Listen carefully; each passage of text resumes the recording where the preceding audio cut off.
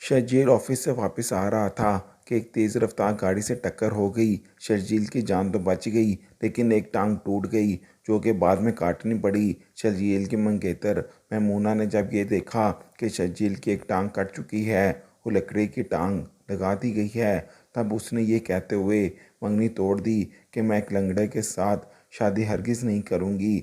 जब शर्जील ने अपने मंगेतर के ये अल्फाज सुने तो काफ़ी मायूस हुआ और अलमारी में रखे हुए 400 खतूत जला डाले जो इसने मैमूना की मोहब्बत में लिखे थे। शर्जील ने एक बार खुदकुशी करने की भी कोशिश की, लेकिन खुशकिस्मती से उसकी जान बच गई और उसकी माँ ने झोली फैलाकर शर्जील से कहा कि बेटा, ये माँ तुझसे तेरी ज़िंदगी की भीख मांगती है। मौत का एक ना एक दिन तो मुकर्रर ही है, लेकिन खुदारा आइंदा अपनी जान लेने की खुद कोशिश मत करना। माँ की वजह से शर्जील ने दोबारा जीने की ठान ली और सख्त मेहनत शुरू कर दी। मजदूर कोटे पर शर्जील को अमेरिका में एक इंटरनेशनल कंपनी में जॉब की ऑफ़र हुई और इसी तरह शर्जील अमेरिका चला गया। वहाँ पर उसने एक लड़की से शादी की। 14 साल के बाद अपने करीबी दोस्त के बेटे की शादी में शिरकत करने के लिए वतन वापस आया तो एयरपोर्ट पर इसका शानदार इस्तकबाल किया गया। शर्जील जिस गाड़ी में वापस आ रहा था वो एक ट्रैफिक सिग्नल पर रुकी तो शर्जील की नज़र एक फ़कीरनी पर पड़ी जो मेरे एक बहुत मोहतरम उस्ताद कहा करते थे कि इंसान अपनी ज़िंदगी में कई मंसूबे बनाता है, इसे ये भी महसूस होता है कि वो इस सही ट्रैक पर चल रहा है, लेकिन कभी कभी इंसानी ज़िंदगी में ऐसे मोड़ आ जाते हैं जिनको वो कभी फरामोश नहीं कर पाता। वो इंसान की ज़िंदगी ये अक्सर बदल देते हैं। आज मैं ऑफिस से वापस आ रहा था तो खुशी से फूले नहीं समा रहा था, क्योंकि आज मैमूना की सालगिरह थी और वो सालगिरह की खुशी में मुझसे एक बड़े से होटल में खाना खाने की ख्वाहिश जाहिर कर रही थी। मैमूना एक बहुत अच्छी लड़की थी और कभी कभी मुझे अपनी किस्मत पर रश्क महसूस होता था। मैंने सालगिरह के मौका पर उसे सोने की अंगूठी देने का वादा किया था, लेकिन वो जानती थी कि मैं अभी इस पोजीशन में बिल्कुल नहीं कि उसे सोने की अंगूठी खरीद कर दे सकूं। कुछ दिन पहले ही मेरी माँ का ऑपरेशन हुआ था और वो जानती थी कि माँ के ऑपरेशन पर मेरा काफ़ी खर्चा हुआ था। मुझे बैंक से लोन भी लेना पड़ा और इसके अलावा मैं अपने मकान की तामीर भी कर रहा था, क्योंकि मैं मोना से शादी जहाँ मेरी ख्वाहिश थी वहाँ मेरी माँ की भी यही ख्वाहिश थी कि मेरी मैमूना से जल्द शादी हो जाए। मैं अपनी माँ का इकलौता बेटा था और मुझसे बढ़कर मेरी माँ के लिए इस दुनिया में और कोई नहीं था। मैं खुशी से फूले नहीं समा रहा था। जल्दी से बाइक स्टार्ट की तो एक तेज़ रफ्तार गाड़ी मुझसे टकराई और कुचल कर चली गई। मुझे बस इतना याद था कि उस गाड़ी से मेरी टक्कर हुई थी। इसके अलावा मुझे कोई बात याद नहीं थी। पता नहीं कितने दिन मैं बेहोश रहा। जब होश आया तो मैं अस्पताल में मौजूद था। अस्पताल में मेरा दोस्त अहमद और मेरी माँ मौजूद थे और वो मेरे होश में आने का इंतज़ार कर रहे थे। जैसे ही मैंने आँख खोली तो माँ मेरा माथा चूमने लगी।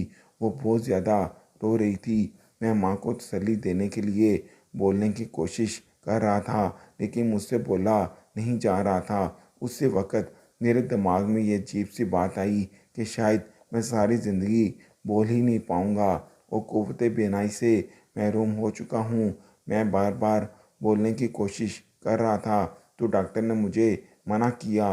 मेरे जबड़े को चोट लगी थी जिसकी वजह से शायद मैं बोल नहीं पा रहा था, लेकिन माँ को तसल्ली देने के लिए मैंने हिम्मत करके सिर्फ इतना बोला कि माँ, मैं ठीक हूँ। मेरी इस बात की वजह से माँ को तसल्ली हुई और उसके चेहरे पर मुस्कुराहट फैल गई और उसने खुदा का शुक्र अदा किया। उसे अपना बेटा वापस मिल चुका था। थोड़ी देर के बाद मैंने अमर की तरफ इशारा किया और इशारों इशारों में उससे पूछा कि मैमूना नहीं है क्या। वो मुझे कोई जवाब नहीं दे रहा था, हालांकि वो मेरा इशारा अच्छी तरह से समझ चुका था। मैं बार बार इशारों से उससे पूछ रहा था, क्योंकि माँ की मौजूदगी में मैं कोई ऐसी बात नहीं कहना चाहता था, लेकिन उसने आंखों से इशारा दिया कि थोड़ी देर के बाद मुझे सब कुछ बताता हूँ तफसील से। इसके बाद मेरी माँ मगरिब की नमाज़ अदा करने के लिए साथ वाले कमरे में चली गई तो अहमद मेरे करीब आया और कहने लगा कि जब तुम बेहोश थे तो मैमूना इधर आई थी, लेकिन तुम्हारी हालत देखकर वो वापस चली गई। शायद उससे तुम्हारी ये हालत बर्दाश्त नहीं हो रही थी। मैंने अमर से कहा कि अब तो मुझे होश आ चुका है, लेकिन मैमूना क्यों नहीं आई? वो मुझे बार बार इस बात की तसल्लियाँ दे रहा था कि वो ज़रूर आएगी, लेकिन अहमद की ये पेशन गोई गलत साबित हुई। मुझे काफ़ी देर के बाद इस बात का पता चला कि बेहोशी की हालत में ही मेरी एक टांग काट दी गई और अब मैं मजबूर हो चुका हूँ। मैमूना जब मुझसे मिलने के लिए आई थी तो मैं बेहोश था और मेरी एक टांग भी कट चुकी थी। शायद यही वजह थी कि वो मेरा इंतज़ार करने के बावजूद दोबारा मुझसे मिलने नहीं आ रही थी। माँ नमाज़ पढ़ने के बाद वापस आई तो मैंने कहा, माँ, मैं कब से मैमूना का इंतज़ार कर रहा हूँ, लेकिन वो इधर नहीं आ रही। इस पर मेरी माँ ने मुझसे कहा कि बेटा, उस लड़के को अगर भूल ही जाओ तो अच्छा है। उसके घर वालों की तरफ से हमें ये खबर दी गई है कि मैमूना ने ये मंगनी तोड़ दी है। ये सुनकर मेरे पैरों तले से ज़मीन निकल गई। मैं मैमूना से कितनी मोहब्बत करता था ये तो सिर्फ मैं ही जानता था, या फिर मेरी माँ, क्योंकि मैं अपनी माँ से अपने दिल के एहसास छुपा नहीं सकता था। वो मेरी माँ थी, भला मैं अपने बेटे से किस तरह आगाह नहीं हो सकती थी? माँ, तू मेरे वो खतूत भी पढ़ चुकी थी जो मैंने मैमूना की मोहब्बत में लिखे थे। मेरी आंखों में आंसू जारी थे तो माँ ने मुझसे कहा, बेटा, क्यों ऐसी लड़की की खातर आंसू बहा रहा है जो तुम्हारी कभी थी ही नहीं? अगर सच पूछो तो वो तुम्हारे काबिल ही नहीं थी। अगर इसे सच में तुझसे मोहब्बत होती तो इस साल में तुझे छोड़कर ना जाती। बेटा, कभी ऐसे इंसान के लिए नहीं रोना चाहिए और अपने कीमती आंसू नहीं ज़ाया करने चाहिए जिसको तुम्हारी परवाह तक ना हो। माँ मुझसे ऐसी बातें कहकर मुझे तसल्लियाँ दे रही थी, लेकिन शायद मैं अभी होश में नहीं था। अभी तक मुझसे ये बात हज़म नहीं हो रही थी कि मैमूना मुझे कैसे छोड़कर चली गई। काफ़ी दिन मैं अस्पताल में रहा, फिर मैं अस्पताल से डिस्चार्ज हुआ। ज़ख्म अभी भरे नहीं थे, लिहाजा मैं बेड पर ही पड़ा रहता। चलना मेरे लिए शायद इतना आसान नहीं था, क्योंकि एक टांग वैसे ही कट चुकी थी और लकड़ी की टांग लगा दी गई थी। ज़िंदगी से मैं काफ़ी बेजार हो चुका था। बार बार ये ख्याल मेरे दिमाग में आ रहा था कि के दिन काश मैं मर जाता तो अच्छा था। मुझे मैमूना की बेवफाई का पता तक ना चलता, ना ही होश आने पर मुझे इस बात का पता चलता कि ज़िंदगी भर के लिए मैं मजबूर हो चुका हूँ। अहमद अक्सर मेरे पास आता था। वो मेरा सबसे बेहतरीन दोस्त था, एक ऐसा दोस्त जिसने हर मुश्किल में मेरा साथ दिया था। अक्सर अहमद से ये बात कहता था कि मेरा कोई भाई नहीं, लेकिन अगर सगा भाई भी होता तो वो भी मुझसे इतनी मोहब्बत ना करता जितनी तुमने मुझसे की। वो मुश्किल वक़्त में मेरी मदद की और मेरा साथ दिया। मैं बहक चुका था। मैमूना की वजह से मैंने अपनी ज़िंदगी ख़त्म करने की कोशिश की थी। बहुत बड़ी मिक़दार में जानबूझकर मैंने नींद की गोलियां खा ली थीं, मगर बर वक्त अस्पताल में ले जाकर मेरी जान बचा ली गई। मैं बहुत ज़्यादा शर्मिंदा था, अपनी माँ से आंखें नहीं मिला पा रहा था। अस्पताल के अंदर ही मेरी माँ ने झोली फैलाकर मुझसे कहा कि बेटा, इस माँ की तरफ देखो जिसकी इकलौती औलाद तुम हो, और वो दाल औलाद उससे दूर होने की कोशिश करती है। मैं तुझसे तेरी ज़िंदगी की भीख मांगती हूँ। मौत का एक दिन मुकर्रर है, हर किसी को इस दुनिया से चले जाना है, लेकिन आज इस माँ से वादा करो कि अपनी ज़िंदगी ख़त्म करने की बिल्कुल कोशिश नहीं करोगे। मैंने माँ को गले से लगाया और उससे वादा किया कि आइंदा ऐसी हरकत बिल्कुल नहीं करूँगा। मैं काफ़ी शर्मिंदा हूँ। मैमूना की वजह से मैं अपनी ज़िंदगी ख़त्म कर रहा था, लेकिन मैंने अहमद और माँ के बारे में क्यों ना सोचा, क्योंकि दुनिया में यही दो लोग थे जो मुझे चाहते थे, जिनके लिए मैं अहम था। और अगर मैं दुनिया से चला भी जाता तो मेरी माँ का क्या हाल होता, मैंने कभी ना सोचा। वो तो अकेली रह जाती। मैंने दोबारा से जीने की ठान ली और सख्त मेहनत शुरू कर दी। अब बैसाखी की मदद से मैंने चलना फिरना शुरू किया। किस्मत मुझ पर मेहरबान हुई और मैं अमेरिका में एक कंपनी की तरफ से मुझे जॉब की ऑफ़र हुई, जो कि मैंने कबूल की। अभी अप्लाई किए हुए 10 दिन भी नहीं गुजरे थे कि उन्होंने मेरा इंटरव्यू लिया। मैंने अपनी माँ को साथ लिया और अमेरिका रवाना हुआ। जिस दिन मैं अमेरिका जा रहा था उस दिन अहमद की आंखों में आंसू थे। उससे मेरी ये जुदाई बर्दाश्त नहीं हो रही थी। वो बार बार मुझसे यही कह रहा था कि दोस्त, एक दिन ज़रूर वापस आना, मुझसे राब्ता ख़त्म मत करना। अहमद अपनी बीवी बच्चों के साथ एयरपोर्ट पर मुझे अलविदा करने आया। जाते वक्त मुझे ये भी पता चला था कि मेमूना ने एक डॉक्टर से शादी की। मुझे मेमूना के बारे में ये जानकर काफ़ी खुशी हुई। चलो, वो जिस हाल में भी है, खुश तो है। उसे अपनी मंजिल मिल चुकी है। जैसा वो चाहती थी, जैसा शोहर वो चाहती थी, वैसा उसे मिल गया। अमेरिका में ही साजिदा से मेरी मुलाकात हुई, जो कि उसी कंपनी में जॉब करती थी। बाद में उसने खुद इस बात का इजहार किया कि मैं आपसे शादी की ख्वाहिशमंद हूँ। ये सुनकर मुझे खुशी हुई। मुझे अभी तक याद है कि मेरी आंखों में आंसू थे। जिन जिन हालात से मैं गुजरा था, ये दिन मेरे लिए बहुत बड़ा दिन था, जब एक लड़की ने मुझे दिल से कबूल किया था, ये जानते हुए कि मैं मजबूर शख्स हूँ। अमेरिका में हमने बहुत अच्छे दिन गुजारे और मैं अब काफ़ी सेटल हो चुका था। साजिदा जैसी मुझे हमसफ़र मिली थी, जो कि एक बहुत अच्छी लड़की थी, जिसकी वजह से ज़िंदगी का सफ़र काफ़ी आसान हो चुका था। साजिदा मेरे ज़ख्मों के लिए एक मरहम साबित हुई। अल्लाह ने मुझे एक बेटा और बेटी अता की, जो अमेरिका में ही तालीम हासिल कर रहे हैं। तकरीबन 18-20 बरस के बाद अहमद ने मुझसे कहा कि उसके बड़े बेटे की शादी है और उसने हमें शादी पर दावत दी। मैं अपने सबसे जिगरी दोस्त के बेटे की शादी में भला कैसे नहीं शिरकत कर सकता था।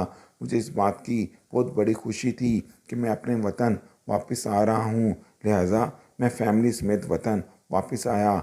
एयरपोर्ट पर अहमद ने हमारा शानदार इस्तकबाल किया और गाड़ी में बैठाकर अपने गांव की तरफ रवाना हुआ। गाड़ी एक ट्रैफिक सिग्नल पर रुकी तो एक फ़कीरनी हमारी गाड़ी की तरफ भागी और हाथ फैलाकर भीख मांगी। मगर जैसे ही उसकी नज़र मुझ पर पड़ी तो मुंह दूसरी तरफ फेर लिया और बगैर कुछ मांगे वहाँ से वापस जाने लगी। मैं उन आँखों को भला कैसे भूल सकता था। वो बहुत बूढ़ी हो चुकी थी। मैं गाड़ी से उतरा, उसका पीछा करने की कोशिश की, लेकिन वो इतनी तेज़ भागी कि गायब हो गई। मैमूना की हालत कैसे हुई, अहमद ने मुझे सब बताया। अफसोस कि जिस शख्स से उसकी शादी हुई, वो एक जालिम दरिंदा निकला, जिसने मैमूना की ज़िंदगी जहन्नम बना कर रख दी। मैं अहमद के बाई गांव में पहुंच चुका था। इस गांव में भी मेरा शानदार इस्तकबाल किया गया। मैं रात को हवेली की छत पर खड़ा था कि अचानक पड़ोसियों की आवाज़ सुनाई दी, जिनकी एक मासूम बच्ची अपनी माँ से कह रही थी कि माँ जी, अल्लाह ताला तो शारक से भी ज़्यादा करीब है, तो फिर वो हमारी दुआएं क्यों नहीं सुनता। वो ज़ोर ज़ोर से पूछ रही थी, ज़ोर ज़ोर से मांग रही थी, ज़ोर ज़ोर से बता रही थी। इससे पहले कि उसकी माँ कोई जवाब देती, मेरा मेज़बान उस घर के सामने से खाने पीने की चीज़ें लेकर गुजरा, जिनमें फ्रूट और दूसरी खाने की अशिया वगैरह थी, जिनको इसने हमारे लिए मंगवाया था। उस वक़्त पड़ोसियों का दरवाज़ा खुला था। पड़ोस की इस मासूम बच्ची की नज़र इन चीज़ों पर पड़ी तो वो अपनी माँ से ज़ोर ज़ोर से कहने लगी कि माँ, मेरी दुआ कबूल हो चुकी है। माँ ने पूछा कि कैसे, तो वो कहने लगी कि खाने की चीज़ें कोई लेकर हमारे घर आ रहा है। माँ इससे कहने लगी, बेटी कैसी बातें कर रही हो। वो कहने लगी, अल्लाह ने हमारी दुआ सुन ली। वो सारे खाने की चीज़ें बेच दी हैं, लेकिन वो सारी चीज़ें हमारे पड़ोसियों को मिल गई हैं। मैंने अभी देखा है अंकल, वो सारी चीज़ें लेकर अपने घर जा रहे थे। साथ ही वो बच्ची रोने लगी और अपनी माँ से कहने लगी कि आप जाओ और इनको बताओ कि ये चीज़ें तो हमने अल्लाह ताला से मांगी थी। इनको बताओ कि मैं तो भूखी हूँ। इनको बताओ कब से मैं अल्लाह से मांग रही हूँ। इनको ये भी बताओ कि ये चीज़ें गलती से आपको मिली हैं, ये चीज़ें हमारी हैं, हमें लौटा दो, हम भूखे हैं। जबकि वो भूखे नहीं हैं। इसकी माँ अपनी बच्ची की ये मासूम सी बातें सुनकर नीचे बैठ गई और उसे समझाने लगी, अल्लाह ताला भूलते नहीं हैं बेटा। अल्लाह ताला जब आपके लिए भेजेंगे तो आप ही के घर भेजेंगे। आपको किसी को बताने की ज़रूरत नहीं, ना ही किसी से मांगने की ज़रूरत है। मगर वो बच्ची थी और भूखी भी थी, वो कहाँ ये बात सुन सकती थी। वो कहती थी कि फिर अल्लाह ताला ने अब ये चीज़ें इनके घर क्यों भेजी। भूखी तो मैं हूँ, मैंने खुद देखा था कि उन्होंने सुबह खाना खाया था। बच्ची की वालदा अपनी बेटी की ये बात सुनकर शायद रोने लगी थी, क्योंकि उससे ये बात बर्दाश्त नहीं हो रही थी। उसने अपनी बेटी को सीने से लगाकर चूमना शुरू किया। फिर छत पर खड़ा मैं ये सारा मंजर बड़े गौर से देख रहा था। यकीन करें, मुझसे अपना आंसू जब्त ना हो पाए। मुझे एहसास होने लगा कि भूख की वजह से इस मासूम बच्चे का ईमान ख़राब हो सकता है अगर वो यूं ही अल्लाह ताला से मांगती रही और उसका हक इस मुल्क के हुक्मरान, अशराफिया, ब्यूरोक्रेट वडेरे, जहांगीर और मेरे मेज़बान जैसे लोग खाते रहे तो कहीं इस बच्ची का ईमान अल्लाह ताला से उठना ही ना जाए। ये सारी बातें सोचकर ही मैं लर्ज़ उठा, अल्लाह से तौबा की और फिर नीचे आ गया। नीचे आते ही मेरा मेज़बान मुझे बुलाने के लिए सीढ़ियों से ऊपर आ रहा था। हम दोनों ही का सीढ़ियों पर ही आमना सामना हुआ। इसने मुझे बताया कि खाना लग चुका है, आप नीचे उतर कर खाना खा लें। मैं वहाँ से खाने की कुछ चीज़ें उठाई जो कि 3 से 4 अफराद के लिए काफ़ी थीं। वो चीज़ें लेकर दरवाजे की तरफ चल पड़ा। मेरा मेज़बान मुझे पीछे से पुकारने लगा और पूछने लगा कि मैं कहाँ जा रहा हूँ। मैंने उससे कहा कि मैं अपने हिस्से का खाना उठा लिया है, बाकी मेहमानों से कहें कि वो बिस्मिल्लाह करें, खाना शुरू करें और मेरा इंतज़ार ना करें। मैं अपने एक दोस्त के साथ बैठकर खाना खाऊंगा। जब मेरी बीवी ने मेरी ये बात सुनी तो वो मुझे रोकने लगी और समझाने लगी कि ये कितना गलत अमल है और ये कितनी बुरी हरकत है। मेरे मेज़बान, मेरा बचपन का दोस्त मेरे बारे में क्या सोचेगा। मेरी बीवी को अपनी क्लास की फ़िक्र पड़ रही थी कि कहीं इनका इमेज इन गांव के लोगों में ख़राब ही ना हो जाए, जबकि मुझे तो साथ वाली मासूम बच्ची के ईमान की फ़िक्र पड़ रही थी कि कहीं फ़कत खाना या भूख की वजह से उसका ईमान ना चला जाए, उसके दिल में ये बात बैठ ना जाए कि अल्लाह ताला दुआएं नहीं सुनता। मैंने अपनी बेगम को समझाया बुझाया, लेकिन जब वो बाज ना आई तो मैंने सख्ती से उसे रोक दिया और कहा कि आपने खाना खाना है तो खाएं, नहीं तो आराम से वहाँ बैठ जाएं।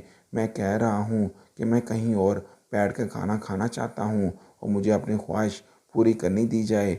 मेरा सर्द रवैया देखकर मेरे मेज़बान ने भी मुझे दोबारा रोकने की कोशिश ना की। अलबत्ता वो मेरे साथ ही घर से निकल आया और हम लोग उसके पड़ोसियों के घर पहुंच गए। मैंने दरवाजे पर दस्तक दी तो वही मासूम बच्ची अपनी वालदा के हमरा दरवाजे पर आई। दरवाज़ा चूँकि पहले ही खुला था, मैं इनके लिए अनजान था। अलबत्ता इनका पड़ोसी इनका पहचान वाला था, जो कि मेरा मेज़बान भी था और इस खतून के दरवाजे तक आने से पहले वो मुझे रोक रहा था कि मैं इस घर ना जाऊं। मगर जब वो खतून आ गई तो मेरा मेज़बान खामोश हो गया। खतून के साथ मासूम बच्ची भी थी। मैंने उस बच्ची के सर पर हाथ रखा और कहा, बेटा, ये अल्लाह ताला ने आपके लिए खाना भेजा है, ये आप खा लें जितना खा सकते हैं। इसके बाद अगर ज़रूरत हो तो मैं मज़ीद भी खाना दूंगा। बच्ची फ़ौरन खुश हो गई और अल्लाह का शुक्र अदा करने लगी। वो अपनी माँ को बताने लगी कि देखा, आपकी बात सच साबित हुई, अल्लाह ताला ने हमारी दुआ सुन ली। देखो, गलती से खाना साथ वाले अंकल के घर चला गया था, अब ये हमारे पास आ चुका है। वो कि मेरे मेज़बान का मुंह उतरा हुआ था। उसको ये बात शायद पसंद नहीं थी, लेकिन वो खतून हमें अंदर ले गई। घर में बैठने के लिए कोई जगह नहीं थी। टूटी हुई चारपाइयाँ थीं जिसके नीचे ईंटें रखकर सहारा दे रखा था और एक सही चारपाई भी थी। उस पर चादर बिछाकर हमें बैठने को कहा। मैं उस चारपाई पर बैठ गया और वो सारी चीज़ें हमारे आगे रखी गईं। खतून समझदार थी और अपनी सफ़ेद पोशी का भरम रखने के लिए उसने मुझसे कहा कि अब ये इतनी सारी चीज़ें आप पहले ही ले आए हैं, फ़कत आपके लिए मैं चाय का इंतज़ाम करूँगी, आप ये खाना खा लें। मुझे पता था कि इनके घर में चाय का सामान बिल्कुल नहीं, यकीनन इनको किसी के सामने हाथ फैलाना पड़ेंगे। और अगर ये लोग इतने ही अच्छे होते तो ये इस बच्ची की हालत से बेखबर क्यों थे। जिस माँ और बच्ची के हालात से चंद मिनट पहले आकर मैं बाखबर हो गया था। मैंने उस खतून का शुक्र अदा किया और कहा कि अब चाय की कोई गुंजाइश नहीं, ये फ़कत मेरी तरफ से तोहफ़ा है, आप कबूल कीजिए। इनका तारुफ करवाया, साथ ये भी बताया कि ये हमारे रिश्तेदार हैं और बताया कि मैं इस मुल्क में नहीं होता, मैं अमेरिका से आया हूँ।